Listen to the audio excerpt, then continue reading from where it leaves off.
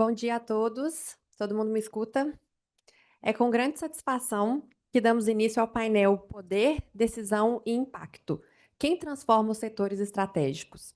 Para essa conversa, a gente reuniu trajetórias de grande relevância que atravessam o setor privado, os organismos internacionais, a agenda Diversidade, Equidade e Inclusão e a pesquisa em saúde global.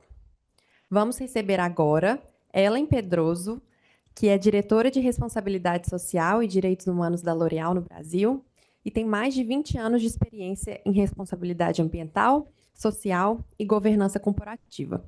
Ela construiu sua trajetória em organizações públicas, privada e do terceiro setor. Antes de ingressar na L'Oréal, ela também atuou como diretora de Relações Institucionais da Rede Brasil, do Pacto Global da ONU, consolidando a atuação voltada à sustentabilidade, ao impacto social e direitos humanos. Uma salva de palmas.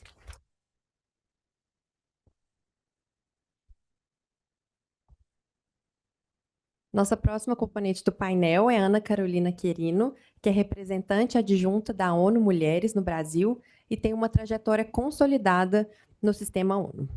Ela é cientista política com mestrado em Ciências Sociais e ênfase em políticas comparadas pela Universidade de Brasília. Trabalhou como pesquisadora no IPEA e, ao longo de quase 2 décadas, nas Nações Unidas. Passou pela ONU Mulheres e pela Organização Internacional do Trabalho, com atuação em temas como o empoderamento econômico das mulheres, governança, participação política e igualdade de gênero. Uma salva de palmas.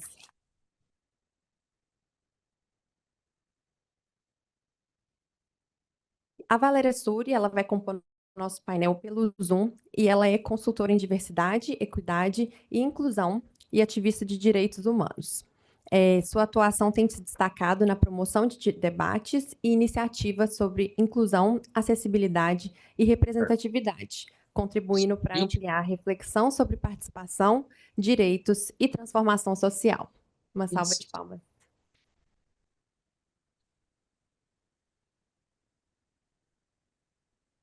E para conduzir essa conversa, a gente vai contar com a Marcela Cardoso, que é cientista em saúde global e medicina social, especialista em saúde da mulher no Massachusetts General Hospital, da Harvard Medical School, e é médica pela Unicamp, com especialização em saúde materna e perinatal e doutora em oncologia, ginecologia e mamária, em colaboração com o Harvard Medical School e o Mass General Hospital.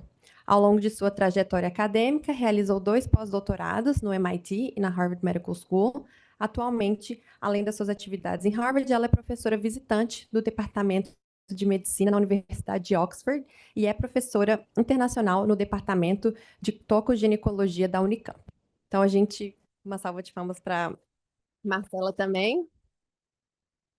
A gente reuniu aqui, então, experiências distintas e profundamente complementares, para a gente refletir um pouquinho quem ocupa esses espaços de poder e como se constroem decisões estratégicas e quais impactos elas produzem na sociedade. Então, sejam todos muito bem-vindos. Olá, boa tarde. Boa tarde a todos. É um prazer estar aqui com vocês hoje. E eu gostaria, na verdade, de começar esse painel com uma pergunta para vocês, não para os nossos convidados.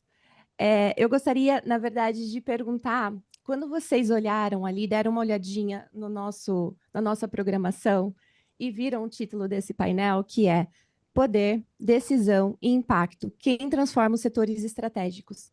Quem de vocês desconfiou que a gente ia falar aqui de protagonismo feminino? Não precisam responder para mim, mas fica aqui a reflexão.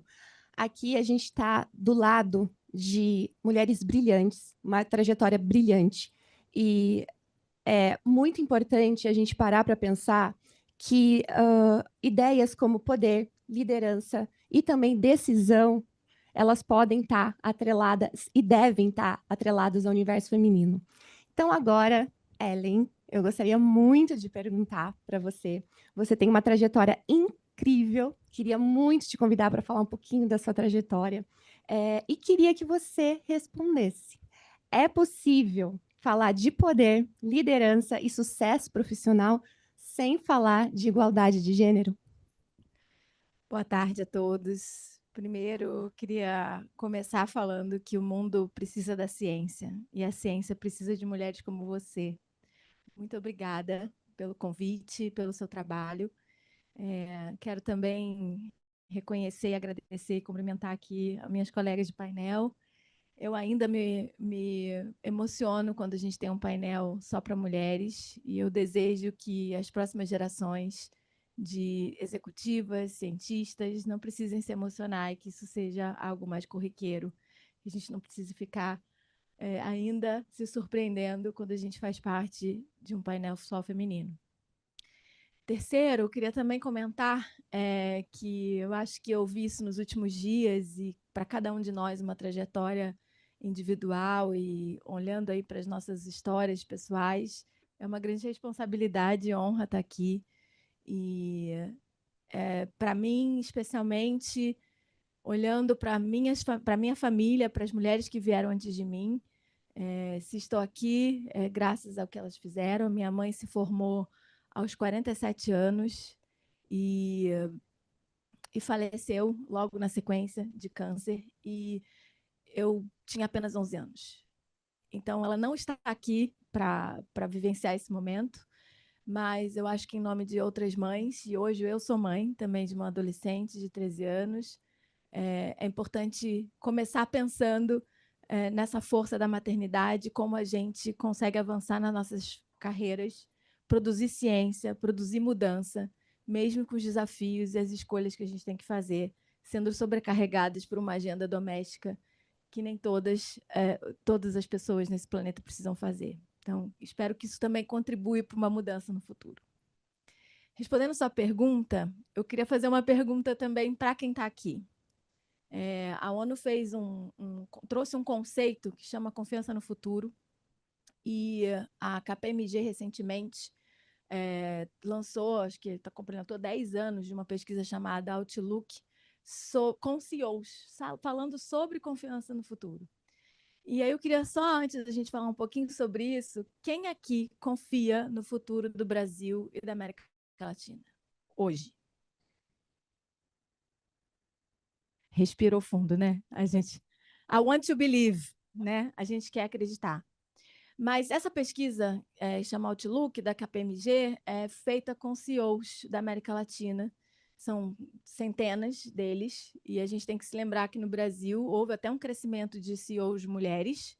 Nós temos um crescimento nos últimos anos de 3% a 6%, mas ainda é muito pouco dentro do universo de tomada de poder e de poder assumir a potência de tomada de decisão. E é interessante que, de 2015 para cá, esse número da visão desse CEO só caiu. Nos últimos 3 anos, essa última pesquisa que eu acessei foi em 2024, a gente está aí numa média de 70%.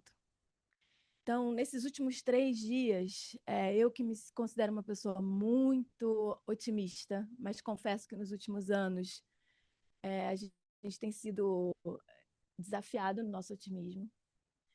São tantos motivos e desafios desse planeta e a própria gente acreditar na juventude. O meu convite é um pouco lembrar que poder está nessa sala, está em cada um de nós. E isso só pode ser transformado em ação se a gente tem educação e a gente tem oportunidade. Então, mulheres como nós, podemos estar aqui porque alguém veio antes e porque a gente teve a oportunidade de ter educação. Então, é um pouco nesse sentido que eu quero trazer a importância da gente ter intencionalidade nas nossas ações como corporação. Eu tive a oportunidade de passar por vários setores e, de fato, essa é uma questão importante para refletirmos, né? O poder de transformar, ele começa numa história, numa estratégia e numa intencionalidade. Então, fica aqui o meu convite para a gente continuar batendo esse papo e ouvir minhas colegas nesse grande desafio de transformar o mundo que a gente vive e o nosso país. Muitíssimo obrigada. Ana Carol, igualmente, a gente podia ficar aqui horas a fio falando de toda a sua riquíssima trajetória. E eu gostaria que você dividisse um pouco com a gente, a partir de toda a sua experiência em políticas públicas, em igualdade de gênero. Eu gostaria que você falasse quais são, hoje, as barreiras mais persistentes para ampliar a participação das mulheres em setores estratégicos como ciência, tecnologia e indústria também. Bom, muito boa tarde a todas as pessoas aqui presentes, Marcela. Muito obrigada pelo convite. Está sendo um prazer enorme te conhecer cada vez mais. Não só a sua trajetória como doutora. Imagina, gente, ter uma mulher dessa como professora, como deve ser maravilhoso, orientadora, mas também pelo cuidado e pela atenção, sabe? E acho que são elementos que mostram um pouco dessa diferença, né? De como a gente é, pode trazer uma pitada a mais quando a gente fala de inovação, de tecnologia, quando a gente fala de ciência. Ellen, um prazer enorme estar aqui ao seu lado. É, te admiro muito. E para mim é uma grande alegria caminhar assim paralelamente, mesmo que ali numa distância, sabe? Sempre olhando como é a sua trajetória. E vai ser, Suri, para mim, um prazer enorme te escutar e te conhecer mesmo ali, né? Na tela, mas a gente sabe que a gente está tão longe, mas tão perto. E quero aproveitar também para reconhecer e parabenizar as presidências da Brasil Conference e essa presidência paritária, né? 4 presidentes, 2 presidentas e 2 presidentes, uma presidenta negra pela primeira vez, do norte do Brasil, e como isso vai trazendo um tempero e um elemento a mais quando a gente pensa na organização de eventos como esse, sabe? Jovens super talentosos, comprometidos e que foram capazes de organizar um evento dessa magnitude que a gente só passa por ele assim, tudo está dando super certo. E quando a gente olha para isso e pensa nas barreiras, as barreiras elas podem ser inúmeras, mas elas sempre partem de uma base comum. Elas sempre partem da base de quais são os papéis, qual é o modelo que a gente pensa de pessoa, né? O arquétipo de um cientista que está na ponta da tecnologia. Dificilmente a gente vai pensar em nós que estamos aqui, né? As pessoas assim, a gente agora já pensa, mas, a primeira imagem que vem na cabeça das pessoas comuns nunca vai ser essa imagem que está aqui. Nunca vai ser a imagem de vocês, de muitos de vocês que estão aqui nessa plateia hoje, que é uma plateia bastante diversa, que tem vários homens, que eu estou super feliz, gente. É tão raro falar para tantos homens assim nos espaços que eu frequento, brancos, negros, indígenas. Então, esse arquétipo fala muito a partir dos papéis sociais que homens e mulheres têm na sociedade, a partir dos papéis sociais que brancos e não brancos têm na sociedade, e de como essa divisão sexual e racial do trabalho invade a divisão das áreas de conhecimento, invade a divisão no mercado de trabalho, né? A divisão do que é valorizado no mercado de trabalho, e que acaba também invadindo toda a perspectiva e as noções que a gente tem de ciência, tecnologia e inovação. Como pensar a inovação e acreditar que ela é neutra em relação a esses aspectos? Essa é uma barreira de cara, porque quem decide o que é inovar, quem decide as áreas da inovação, quem decide como essa inovação vai ser apresentada e discutida, seja no ambiente acadêmico, seja no ambiente profissional. Quem vai financiar uma inovação que não parece ser uma inovação assim. Essa inovação ela vai responder às necessidades de quem? Ela vai ser implementada e definida como? Ela vai trazer riscos para determinados grupos de pessoas, para determinadas localidades. Essa inovação, ela vai poder sair do piloto para ganhar escala. Então, é tudo isso que a gente leva em consideração quando a gente pensa nas barreiras que mulheres brancas e mulheres negras, pessoas negras enfrentam, indígenas, enfrentam no momento de pensar em inovação e tecnologia. Onde nós estamos sentadas nos espaços de poder e decisão? Tem barreiras institucionais de governança. Como a gente pensa democracia se a gente não consegue incluir as pessoas, incluir as diferentes perspectivas de inovação e pensamento nessas trajetórias profissionais, de vivência e de ter as nossas necessidades atendidas de acordo com aquilo e como nós precisamos. Então, Eu estou aqui com os meus olhos brilhando porque a gente precisa falar disso. A gente precisa falar disso e abrir espaços. E abrir espaços onde não tem espaços. E abrir espaços em eventos desse calibre aqui da Brasil Conference. Eu até arrisco falar que talvez seja até um assunto inédito falado aqui. Então, a gente precisa cada vez mais falar. E eu estou realmente honrada de ter um time aqui desse calibre para a gente poder falar sobre isso. Bom, agora eu queria pedir a participação da nossa correspondente internacional aqui, Suri. Suri, você me escuta bem? Só faz um joinha se estiver me escutando. Ótimo. Suri, a Suri foi uma peça essencial na nossa formação aqui como time na Brasil Conference. Ela se destacou tanto que a gente falou, não, ela precisa fazer parte do time das palestrantes, porque ela tem muito o que dividir. Então, Suri, eu queria muito que você dividisse um pouquinho da sua trajetória com a gente e também, dentro disso que a gente está falando, que a gente está discutindo, eu gostaria de saber quais seriam as políticas internas realmente que criam não só permanência, como progressão. Então, além da contratação, quando a gente fala, né? Essencialmente para grupos subrepresentados. Obrigada. Olá. Cumprimento a todos. Vocês me ouvem bem? Me ouve bem, Marcela? Sim.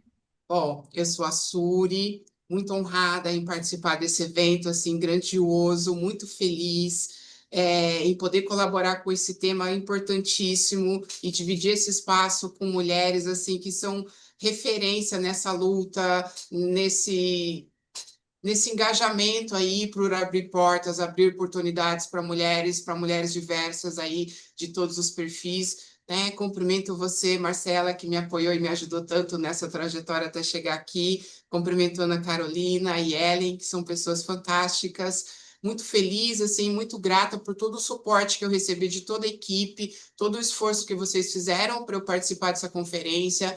Infelizmente não foi possível presencialmente, eu tive um problema aí com visto, mas vocês não desistiram e permitiram que eu fizesse essa participação também online. Isso, assim, me engrandece demais e me honra demais.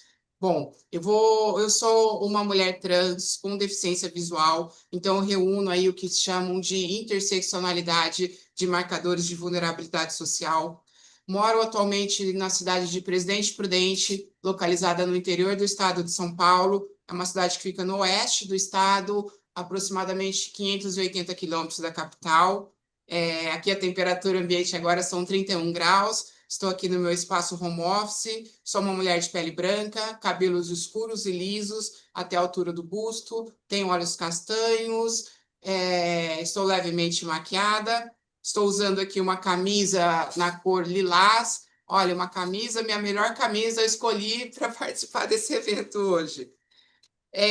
Bom, eu desenvolvi uma perda de visão progressiva na minha adolescência, retinose pigmentar, que causa perda progressiva da retina.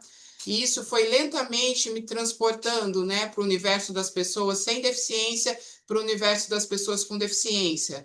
E mais tarde, já com mais de 30 anos, eu iniciei também uma transição de gênero, que me tirou do grupo das pessoas cisgêneras e me colocou no grupo das pessoas transgêneras. Então, eu saí de uma realidade onde eu era um homem branco, hétero, sem deficiência, com todos os privilégios que isso significa, e ao decorrer da minha vida, eu fui passando por um outro segmento populacional, um outro segmento de pessoas, que são as pessoas com deficiência e a população trans, e ainda performando um papel feminino na sociedade. Isso me mostrou o quanto portas são fechadas quando você tem um perfil fora desse padrão, né? De homem cis, hétero, branco, sem deficiência. Isso, né? O meu lugar de fala tinha um outro alcance, né? Quando eu passei a ser vista como uma mulher com deficiência, quando eu passei a ser vista como uma mulher trans, né, meu poder de fala se reduziu, a minha visibilidade se reduziu e as minhas oportunidades na sociedade também foram drasticamente reduzidas. E aí eu entendi que para que eu voltasse a ocupar espaços, eu precisava lutar, mas não sozinha, eu precisava procurar pessoas que viviam a mesma realidade que eu vivia, para que unidas, para que juntas a gente amplificasse nossa voz, amplificasse nossa potência de luta e pudesse conquistar direitos. E aí eu entendi o poder do ativismo, entendi o poder dos movimentos sociais, entendi o poder de você buscar conhecimento e compreensão sobre legislação, sobre políticas públicas, né, sobre inserção na iniciativa privada, porque você tem que estar munida de conhecimento, munida de informação para poder travar esse enfrentamento, mas não um enfrentamento bélico, não um enfrentamento de confronto, mas um enfrentamento de convencimento, tá? Um enfrentamento de carisma, de encantamento, né? De você mostrar, olha, eu sou capaz, eu tenho conhecimento, eu me preparei, apesar de eu não enxergar, né? Apesar de muitas pessoas não me verem como uma mulher legítima, né? Eu tenho muitas coisas a oferecer, eu também me preparo, eu também me desenvolvo. E foi através desse desenvolvimento comunicacional que eu voltei a conseguir espaços e que talvez foi o que me levou aqui até hoje, né? Todo esse foco, essa concentração e esse engajamento de lutar não só pelo meu espaço individual. Eu entendi que essa luta não era só minha. Por isso, cada conquista de uma mulher preta, cada conquista de uma mulher trans, cada conquista de uma mulher de deficiência, isso abre caminho para todas as outras, né? E eu entendi essa importância dessa luta coletiva. Agora, indo para a sua pergunta, né, do que pode ser feito dentro das organizações, eu acho que, primeiro, a organização tem que entender que fazer inclusão da diversidade não é algo pontual, não é algo que você faz de forma setorizada, mas é algo que tem que permear toda a estrutura da organização. Ele tem que começar desde exibir esses valores, né? Exibir na marca da empresa, né? Associar nos valores da empresa essa inclusão da diversidade. Isso também tem que estar muito bem claro dentro da cultura organizacional, né? Através de códigos de conduta, através de programas, de regulamentos, através de estratégias, e também tem que estar alinhado com cada colaborador, com cada gestor, né, com cada pessoa que está dentro desse time, ela tem que estar alinhada com todos esses valores, né? Porque uma pessoa, para que ela permaneça, uma pessoa trans, uma mulher com deficiência, uma mulher negra, para que ela permaneça no ambiente e se sinta pertencente, ela tem que se reconhecer nos valores institucionais, naquilo que está ligado à marca, naquilo que está ligado aos valores da organização, ela tem que se reconhecer como parte desse valor. Ela tem que se reconhecer nas políticas que vão permear a cultura organizacional, né? Não adianta você ter lá, exibir valores, né? Fazer um greenwashing, como se mostrar como uma empresa totalmente engajada com a diversidade, mas internamente a sua cultura organizacional não está alinhada com isso, né? E aí, individualmente, cada colaborador, ele também tem que fazer o seu papel, ele também tem que entender que a postura, né, o comportamento, os posicionamentos individuais, na verdade, é o que vai concretizar toda essa política organizacional, toda essa cultura da organização e todos esses valores aí impressos dentro da marca que levam aí, que colocam a empresa na vitrine da empresa. Sensacional, Suri. E eu adorei a sua descrição de você mesma. E porque antes da gente ser profissionais, nós somos pessoas. E é Sim. justamente dentro desse contexto, eu conheço um pouquinho da história da Ellen, e a Ellen tem uma história incrível. Como ela já disse, ela perdeu os pais muito cedo e viveu numa situação de vulnerabilidade muito grande, né? Vocês podem imaginar o que é perder os pais de uma maneira muito precoce, e ela teve a oportunidade, que a gente falou aqui, de estudar, e ela sempre estudou com bolsa. Então, isso foi determinante para ela sair da onde ela estava, e hoje ela ocupa um cargo de diretoria dentro de uma das maiores companhias do Brasil. E eu queria saber, dentro desse âmbito, como que a sua vivência moldou essa sua visão de liderança para ocupar esse espaço de tomada de decisão. Obrigada pela pergunta, e de fato a gente tem. Estou até refletindo bastante aqui no que vocês estão trazendo nesse painel, do quanto isso precisa ser mudado na prática nas empresas, né? Por muito tempo, eu acho que a liderança esperada é uma que vem inicialmente da educação, e muitas famílias têm que fazer o oposto, né? Primeiro se busca o trabalho, e através do trabalho se procura a educação, investe em educação, e aí vão pensar em como seguir as próximas gerações com a sua família. E que a gente vê sobre privilégio o quanto é o oposto, né? A gente busca uma família estruturada, e essa família investe em educação e que se prepara para o mercado de trabalho. Então, inverter essa lógica, e como as empresas podem quebrar esse paradigma e considerar o quanto elas têm um papel de dar oportunidade, e a partir disso começar uma jornada educacional, é uma das minhas missões como liderança, né? Então, é o que a gente chama da inclusão produtiva, como é que a gente inclui através da produtividade. E contando um pouco mais em detalhe, né, eu acho que eu sou caçula, temporã de 4 irmãos, e a diferença da gente é de 15 anos. Então, imagina, né, eu tinha 11, meus irmãos ali com início da juventude, e realmente me emociona que eles tiveram o suporte de uma família estruturada. A gente vinha de uma realidade simples, mas estruturada. E eu falo isso porque eu sei do privilégio que fez eles chegarem numa escola da Zona Sul do Rio de Janeiro, privilegiada, uma escola particular e religiosa, e sentar com o padre e pedir uma bolsa. E eu fui uma das primeiras bolsistas. O colégio havia sim uma estratégia, mas era no ensino noturno, para jovens que estavam fora, de alguma forma, do ensino.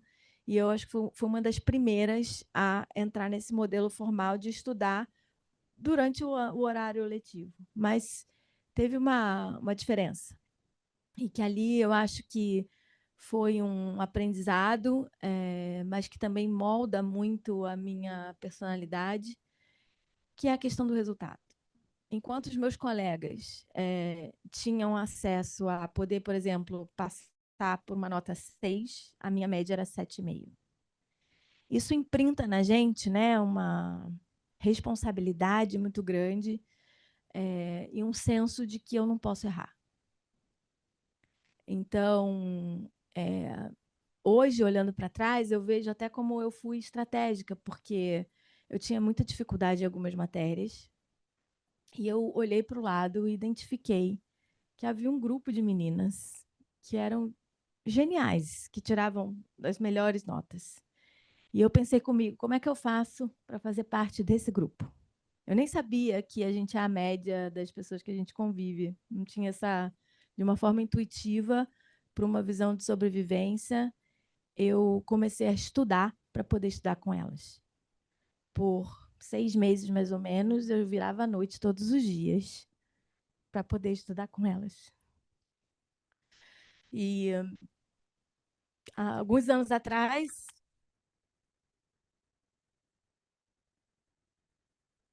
eu tive a oportunidade de encontrar algumas delas e contei isso para elas. E elas se surpreenderam, porque elas não sabiam do sacrifício. E o quanto também estudar após a escola na casa de uma dessas meninas que tinham família e tinha almoço foi importante para mim. Então, era uma estratégia de almoçar, jantar, e eu podia voltar para casa alimentada e estudando. Isso me fez chegar por exemplo, conseguir uma bolsa na PUC de São Paulo. Então, mesmo morando no Rio, eu mudei para São Paulo. Meus irmãos né, já tinham conseguido começar uma carreira em São Paulo. Eu estava realmente passando muita dificuldade no Rio. E passei no vestibular na época, né, e consegui entrar na PUC. E isso fez toda a diferença. E eu tive consciência desde sempre que eu era privilegiada. Apesar de eu não ter consciência sobre a minha identidade racial, por exemplo, porque a gente não é educado sobre isso. A minha família é do interior do estado do Rio. As minhas bisavós não têm na sua certidão o pai, né? Então a gente imagina que naquela região ali onde foi construído, que provavelmente é uma região de café, e pelas fotos, poucos registros, a gente imagina que elas provavelmente foram escravizadas, mas como história de tantas outras mulheres negras, a gente não consegue rastrear a nossa história. Então, acredito que cada um de nós tem suas histórias de desafio, e, de fato, o que traz em comum é quando a gente consegue ter pessoas que acreditam na gente, abrem portas e a gente está preparado para assumir essas responsabilidades. E não foi diferente na faculdade. Eu fui caixa de pizzaria durante 6 anos, porque fiz faculdade de psicologia, então era faculdade integral. E eu não tinha dinheiro, vocês não vão lembrar disso, mas era na época de tirar fotocópia, xerox. E era muito material, e livros, e não era possível, né, ficar o dia inteiro na universidade e garantir transporte. Eu ia a pé. Quem conhece São Paulo, a gente sabe que tem muita ladeira, então o meu exercício também era caminhando, e eu conseguia morar no centro de São Paulo, mas caminhar até a PUC era uma caminhada de 45 minutos todos os dias, porque eu não tinha dinheiro para o ônibus. Então, foi um desafio de assumir que eu precisava ter esse trabalho, e é interessante que a gente descobre que trabalho de caixa ele só fica mais pesado na madrugada, né? Porque até então você vai só recebendo o pedido, vai fechando. Na hora de fechar, é que todos os garçons vão embora, a gente fica. Então, isso me permitiu também estudar, porque eu todos os dias tinha um compromisso de sentar naquele caixa e ficar meio ociosa, e era o momento que eu estudava. Então, também fui uma excelente aluna na faculdade, e pude explorar estágios, conversando com professores que me levaram a entender o meu propósito desde cedo. Eu começo num programa de saúde da mulher, o programa da doutora Albertina Duarte Takeuchi, uma grande ginecologista obstetra que coordena até hoje o programa da saúde da mulher. E toda quarta-feira, no Hospital das Clínicas, ela faz um programa para mulheres, para adolescentes. E lá eu me descobri com potencial de coordenar grupos operativos para adolescentes, como uma estudante de psicologia, fazer outros projetos na casa do adolescente, tantos outros programas. A gente fazia desde apoiar em pesquisa até acompanhar mesmo o trabalho. E lá eu tive a oportunidade de fazer uma redação e representar o programa na Organização Pan-Americana de Saúde, em Washington. Então, ali eu lembro dos $500 para passar uma semana, que durou 6 meses, que eu falei, de jeito algum que eu vou gastar $500 numa semana, né? Isso aqui vai me sobreviver por 6 meses. E foi uma experiência de chegar na Organização Pan-Americana de Saúde, com mais 20 jovens da América Latina, com tudo aquilo que a Ana sabe bem que a ONU oferece, aquele botãozinho assim que a gente aperta o microfone, sabe? E eu, de fato, ali eu vi que o propósito de trabalhar com política pública, com impacto, seria a minha missão de vida. E que esse privilégio, oportunidade que eu tive, eu gostaria de fazer isso para que outras meninas pudessem ter a vida transformada. De lá para cá, passei por todos os setores, de governo, outras ONGs, com trabalhos diversos, com diversos públicos, e inclusive oportunidade de trabalhar numa ONG aqui nos Estados Unidos, e quanto eu tive que me estimular novamente, né, a buscar aprender inglês, e em escolas aqui públicas você consegue se preparar para o TOEFL. Eu contando ontem um pouco que eu fui buscando aqui nessa oportunidade, consegui fazer overtime, trabalhar por 2 anos sem final de semana, e garantir um cheque de $22 mil, que foi o cheque mais caro que eu fiz até hoje, para a George Mason University, onde eu fiz 1 ano de mestrado em serviço social. Mas foi complexo porque, enfim, não havia equivalência para o mercado, para o Brasil, e eu optei voltar. E acho que foi a decisão acertada, porque de lá isso mudou também a minha carreira. Eu comecei a entrar no mundo das empresas mesmo com impacto. Então, passei pelo Instituto Coca-Cola, pelo Instituto Ronald McDonald, pelo Sistema S, trabalhando aí num outro lugar que uma oportunidade como ter trabalhado e estudado nos Estados Unidos trouxe, me reposicionando realmente a minha carreira, onde eu saí de uma agente comunitária, de uma equipe para ter posições de mando e tomada de decisão. Então, eu estou contando isso para que vocês, nessas experiências que vocês estão vivendo aqui, vocês, de fato, pensem que um dia vocês vão se lembrar, vão estar num palco como esse e se lembrar dessa experiência de vocês e como isso mudou a carreira. E eu queria muito convidá-los para que vocês voltem para o Brasil e que usem, em qualquer setor que vocês estejam, esse poder de transformação para gerar impacto para outras pessoas.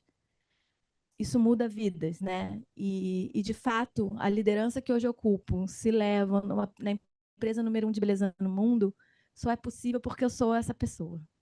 Então, eu sou a única mulher afrodescendente que senta na mesa, é a única mulher que está ainda trazendo esse tema de direitos humanos, de sustentabilidade, para dentro do negócio. E se eu estou lá há 4 anos e estou sobrevivendo e produzindo e influenciando, usando o meu protagonismo, é porque eu tenho essa história de vida. Então, acho que é muito importante que a gente pense na diversidade e olhar na história das mulheres como poder de transformação, e não algo no ponto de vista do que falta, do que elas não conseguem, do que elas têm que abrir mão, dos desafios, mas na potência, e que, tanto na ciência quanto no setor privado, é onde vocês queiram trabalhar, a gente possa fazer mudanças. Na L'Oréal, hoje, a gente já somos 25% da população interna de lideranças negras, e a gente tem 36% de forma geral já em posição de poder também. Então, isso é um processo de uma empresa que acredita na transformação. O Brasil tem um papel muito importante no processo de inovação. Não sei se todos sabem, mas dos 66 tipos de pele, de tons de pele que existem mapeados na ciência, 55 estão no Brasil. Dos 8 tipos de curvatura no cabelo, do liso ao mais crespo, todos os 8 estão no Brasil. Então, o meu convite também é que a gente olhe para o Brasil como um grande celeiro de inovação, e que a gente consiga sempre fazer um ponto doce entre o negócio e o social, onde cada um possa ganhar, porque a filantropia é importante, mas a gente vai conseguir mudar o negócio e mudar através dos espaços que a gente tem quando a gente gera valor para o negócio. E inovação, diversidade. Hoje, num país com 56% da população autodeclara pretos e pardas, a gente ter hoje essa população negra, né, em posições de poder, faz a diferença para que a gente traga inovações, que a gente converse com esse consumidor brasileiro, que é o consumidor que vai trazer a diferença em soluções também no packaging, na formulação, com a biodiversidade que a gente tem. Então, temos um centro de pesquisa e inovação no Rio de Janeiro, que, de fato, é um grande hub de inovação graças a essa visão. Então, estratégia, de novo, é um ponto importante para a gente pensar, além da intencionalidade, claro.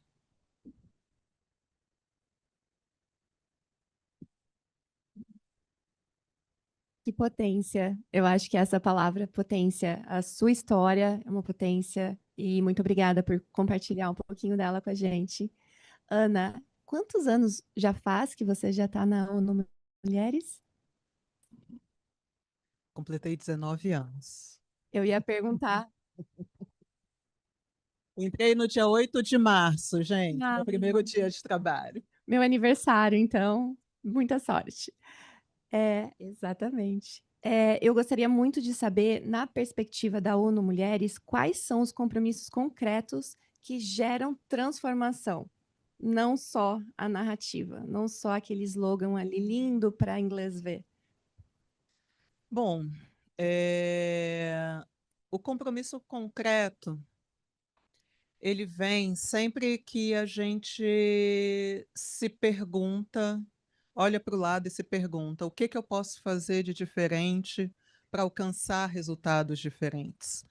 E essa pergunta, ela precisa ser feita, em primeiro lugar, para quem está nos postos de poder e liderança, né? Por quem está no posto. Assim, primeiro, quem está ali liderando, né? Qual a imagem que essa pessoa tem? Qual é a trajetória que essa pessoa tem?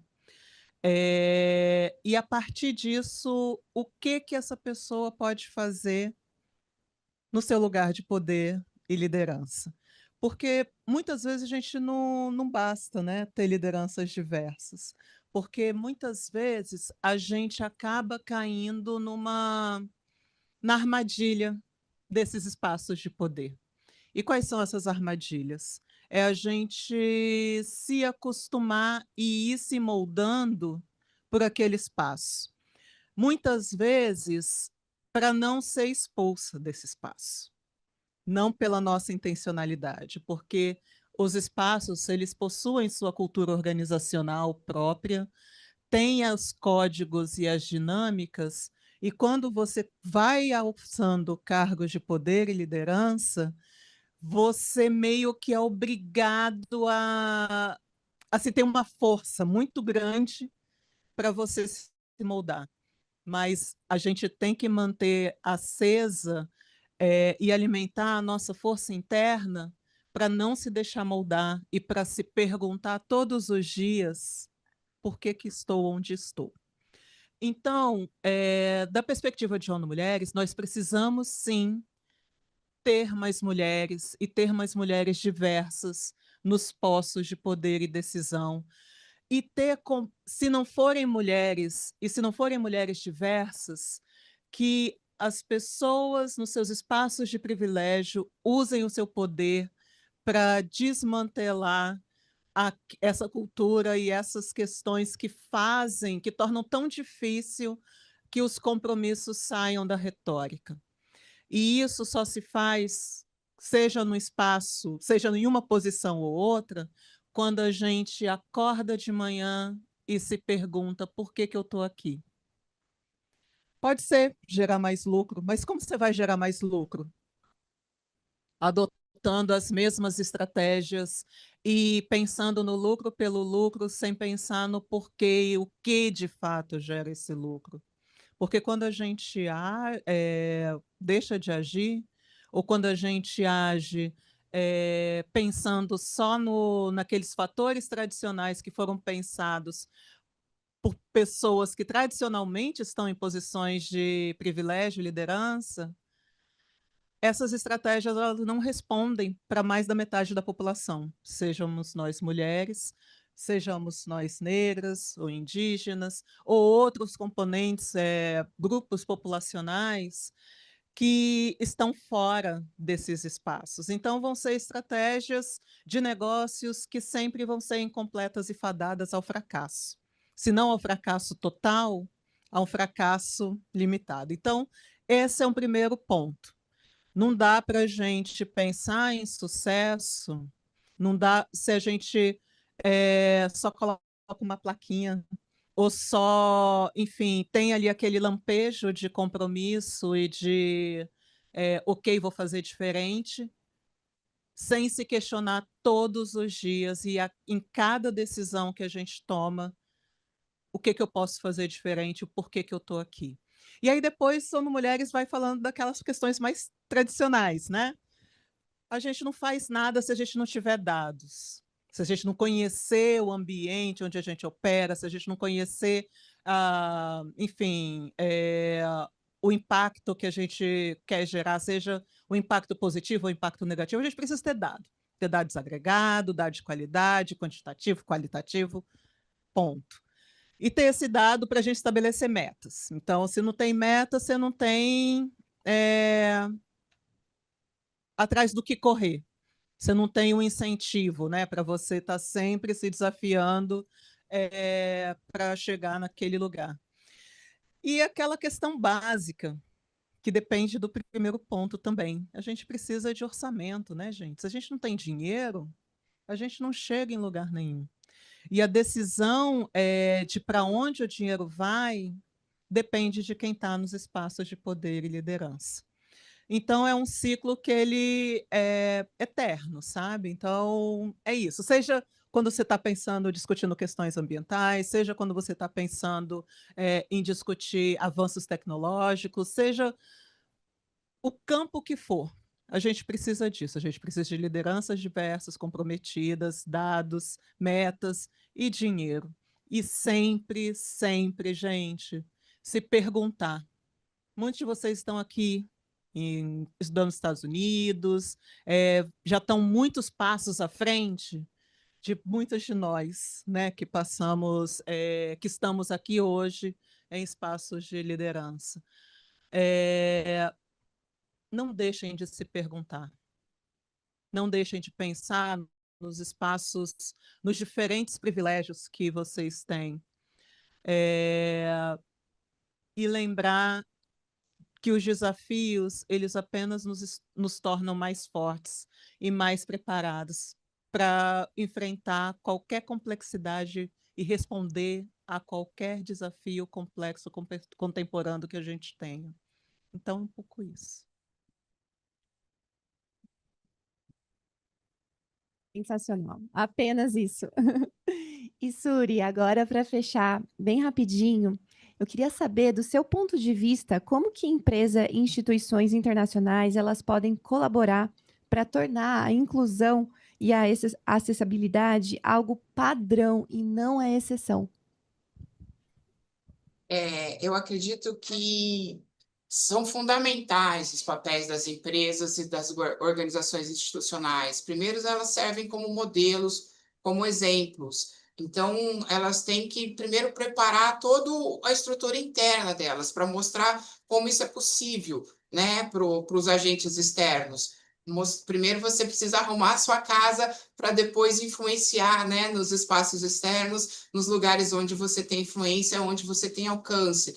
Então, você precisa realmente trabalhar internamente, dentro da sua estrutura, todos esses valores, todas essas estratégias de inclusão da diversidade, para que isso possa transbordar do seu ambiente e ir para os outros espaços onde essas empresas têm conexões. E no âmbito aí, na esfera das instituições internacionais, esse alcance ele chega a ser mundial. Então, aquelas estratégias que você define dentro da sua estrutura, elas vão ter alcance aí que vão ultrapassar fronteiras aí dos países, fronteiras das soberanias estatais. Isso é importantíssimo.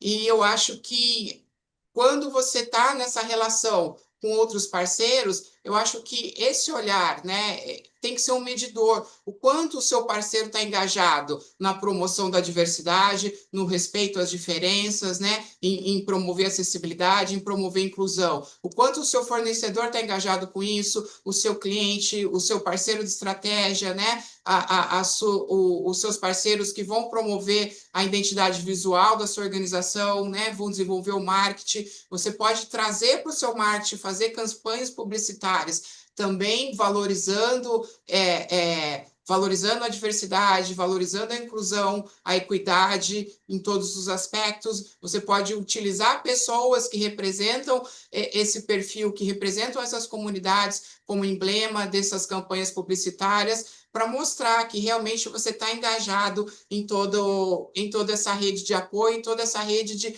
de pertencimento para a inclusão das pessoas, tanto pessoas com deficiência, mulheres trans, mulheres LGBTs no geral. Então, eu acho que tem esse papel fundamental de entender se você tem, por exemplo, uma organização internacional que são voltadas para o investimento, né? Qual é o olhar na hora da minha análise de risco, o quanto eu estou olhando e realmente preocupada com a organização, a empresa que eu vou investir, se ela está engajada, se ela está comprometida com a diversidade, se ela está comprometida com a acessibilidade, com a inclusão. Isso tem que fazer uma grande diferença na escolha de quem eu vou investir, que projeto eu vou investir, que organização eu vou investir, né? Quando eu olho para o ESG, eu tenho que ter um grande peso no social, né? O que é essa organização que eu quero investir, como que ela está desenvolvendo a parte social, a parte ambiental, a parte de governança, né? Como que está alinhado isso com as políticas de inclusão? Isso é importantíssimo, né? Se você pensa também nas organizações internacionais acadêmicas, como a Brasil Conference, né? Eventos, encontros como esse, que traz esse debate, né? Que oferece seu espaço, oferece todo o alcance do seu espaço para trazer esse debate, para trazerem pessoas que falam com responsabilidade e profundidade sobre o tema. Isso vai repercutir, vai reverberar em todos os outros espaços e vai passar a mensagem, de uma forma geral, que esse tema, que esse engajamento, ele tem tanta importância quanto todos os outros temas trazidos para um espaço como esse, um espaço de tanto prestígio como esse. Eu acho que você está elevando aí a importância, né, do tema da inclusão, do tema da diversidade, do tema da equidade, no mesmo patamar aí dos outros temas, dos outros assuntos que estão sendo debatidos nesse encontro, e isso é importantíssimo. Nossa, Suri, excelente. Adorei mesmo. Que a gente consiga inverter, né, agora os próximos interesses das próximas gerações, das próximas edições da Brasil Conference.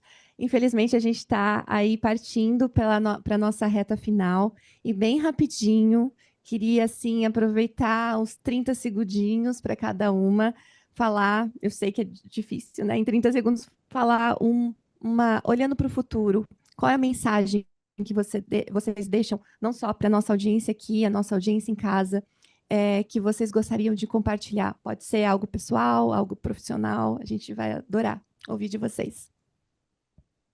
Ellen, primeiro. Queria aproveitar esse finalzinho para fazer 3 convites. Como a Ana falou, eu acho que é importantíssimo a gente pensar em investimento, e acho que não basta apenas ter intencionalidade e estratégia, mas como empresa global, a gente se considera uma empresa feminina e feminista.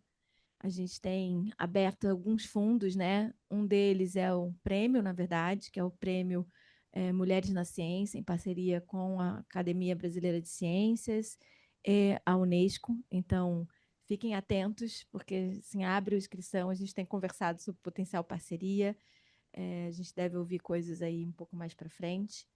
Outro é o Fundo para Mulheres, que é um fundo filantrópico. Vejo aqui algumas ONGs que me procuraram esses últimos dias.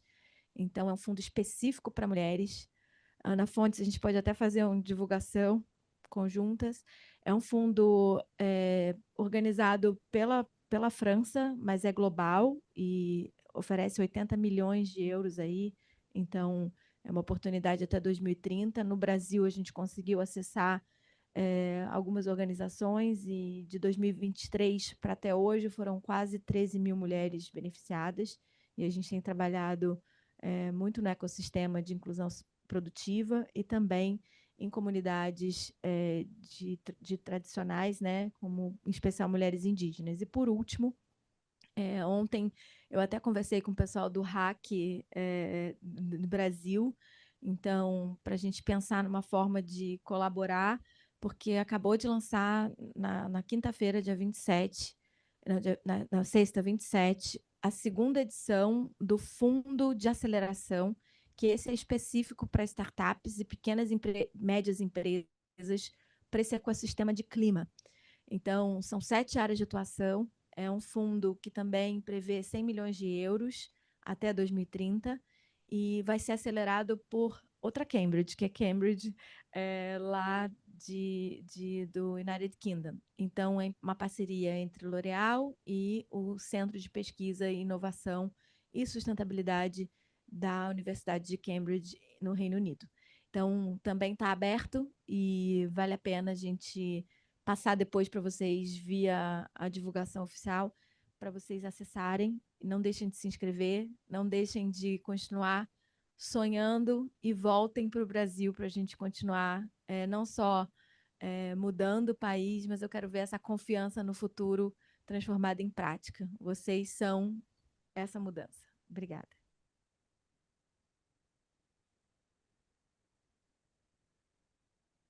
Ana, uma mensaginha final? Bom, mensagem final é sempre difícil, né? Assim, pensar como fechar o pensamento e tudo. Mas a partir desse lugar que nós estamos, nessa conferência aqui em Harvard, pensar o futuro, né? O Brasil do futuro, que decisões a gente toma para transformar esse nosso futuro. Só queria reforçar um pouco esse ponto que eu trouxe na minha última fala. A gente transforma o futuro quando a gente consegue agir, cada um e cada uma de nós, onde quer que nós estejamos, em qualquer posição que nós estejamos, quando a gente decide sair do conforto e decide tratar quem quer que seja de uma forma igual. Respeitando a humanidade das pessoas, enxergando com empatia os desafios e as belezas que essas pessoas trazem, e pensar que, em última instância, independente do que a gente fizer, de onde a gente estiver, seja lá no laboratório, né, assim, olhando bactérias e etc., seja pensando em soluções tecnológicas digitais, inteligência artificial, a gente sempre vai estar impactando a vida das pessoas. Se a gente tem esse poder de impactar a vida das pessoas, a gente, com algo tão, né, assim, tão grandioso, vamos começar impactando a vida das pessoas, dando bom dia, né? Perguntando como as pessoas estão e perguntando e sabendo também que, tendo a consciência que isso pode mudar o dia daquela pessoa, sabe? Então, acho que a gente tem que fazer o grande, mas fazer o pequeno no cotidiano. E só assim a gente transforma de fato o Brasil, o mundo, trazendo o amor que a gente precisa, né? Para confiar, ter esperança, esperança com medo, mas ter esperança. Maravilhosa, maravilhosa. Suri, agora é com você. A gente vai encerrar com a sua fala. O que você gostaria de deixar de mensagem? Legal. Eu acho que é oportuno eu citar uma poesia de Alberto Caeiro, que é um dos pseudônimos de Fernando Pessoa, que diz que o universo não é uma ideia minha. A minha ideia do universo é que é uma ideia minha. E se a gente transportar isso para a nossa realidade, do nosso debate, a gente pode entender que o caráter, o temperamento e a capacidade do outro não é uma ideia minha. A minha ideia que eu tenho sobre isso, muitas vezes, se eu não dou a oportunidade de me aproximar e de conhecer quem é esse outro, ela vai ser pautada num julgamento distorcido, que vai usar como referência a cor da pele, vai usar como referência a sexualidade, vai usar como referência, talvez, uma incompatibilidade corporal que a pessoa tem. E isso traz julgamentos distorcidos. Isso, na verdade, só reforça a nossa ideia, que talvez não seja a ideia da realidade da pessoa. Então, que a gente se permita, né, dando continuidade ao que disse a Ana Carolina, que a gente se permita se aproximar das pessoas, conhecer as pessoas e não fazer julgamentos prévios, não fazer julgamentos baseados na aparência ou naquilo que nós ouvimos falar, ou no senso comum, ou nos estigmas e estereótipos. Se permitam conhecer pessoas que a gente sempre se surpreende, e sempre se surpreende positivamente. E falando um pouquinho do campo da ciência, a gente entende que a ciência, o grande motivador da ciência são sempre os obstáculos, são sempre os limites. Até a ciência motivada pela própria curiosidade, ela se constrói através do limite da ignorância, da falta do conhecimento. Então, o que motiva a ciência é sempre transpor o limite, transpor uma barreira. E talvez são as pessoas que mais conhecem de limites, mais conhecem de barreiras, e fazem esse exercício de transpor barreiras e limites todos os dias, cotidianamente, talvez são as pessoas que estejam mais longe da decisão dos caminhos da ciência. Quem decide quais são os limites que devem ser transpostos, né? Como a Ellen disse, eu acho que a ciência e a tecnologia não pode abrir mão desse olhar, de quem está acostumado o tempo todo a lidar e superar limites. Eu acho que essas pessoas possuem contribuições, um repertório de experiências e de compreensões imprescindíveis para a ciência, para a tecnologia e para a indústria, e eu acho que abrir mão disso, na verdade, é uma perda de lucros, uma perda de desenvolvimento, uma perda de evolução humana, e eu acho que essa é a nossa luta, é fazer com que o nosso olhar, o olhar de todas as mulheres, porque o olhar de uma mulher não é um olhar único, o olhar da mulher não é apenas um olhar da mulher, mas um olhar repleto, diverso e múltiplo, que traz a visão de muitas formas de ser mulher, de muitas formas de existirem como mulher. Então, é uma riqueza tremenda. Então, é essa a mensagem. Conheçam as pessoas, tragam as pessoas para os espaços de decisão e se surpreendam com a evolução de toda a humanidade. Muito obrigada.